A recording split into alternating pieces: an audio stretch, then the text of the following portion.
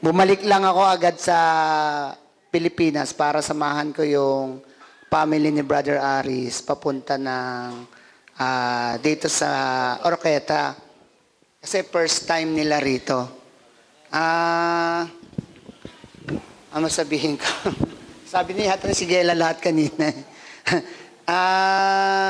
Yung experience sa Taiwan, maganda siya kasi yung opportunity na makadalo doon sa 7 P's na sinasabi nila is a big factor, lalo na sa mga naglilingkod sa Panginoon. At makita natin yung pinakita doon na isa sa malaking bahagi ng gawain na sa pagbabawi ng Panginoon sa buong mundo ay ang mga kapatid sa Taiwan. Kasi sa dumalo ng 79 or 78 countries na nagpunta doon, mostly na nag-migrate sa buong mundo ay mga Taiwanese na naggamit sa pagbabawi ng Panginoon. At makita natin na ganun kalawak ang gawain ng Panginoon sa buong mundo.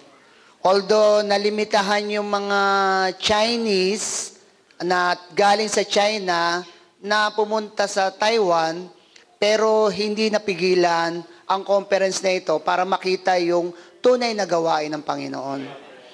Ngayon naman, sa morning revival natin, makikita natin yung enjoyment of the all-inclusive Christ as the unique solution to all problems in the church.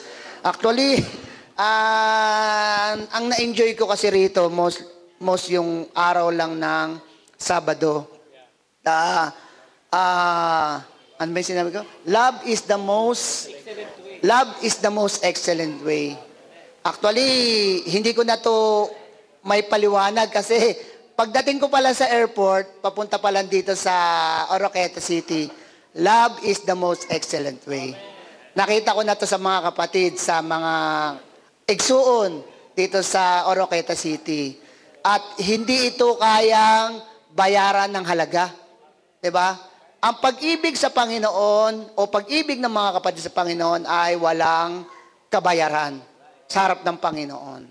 At sa paglilingkod natin sa Panginoon, ano man ang ginagawa natin sa harapan ng Panginoon, tayo man ay kabahagi sa gawain ng Panginoon, tayo man ay naglilingkod sa harapan ng Panginoon, tayo man ay nangangalaga sa mga kapatid, tayo ay nagpapakain sa mga kapatid, tayo ay naghihirap sa mga kapatid, kung ito ay walang pag-ibig, ito ay walang kwenta sa harapan ng Panginoon.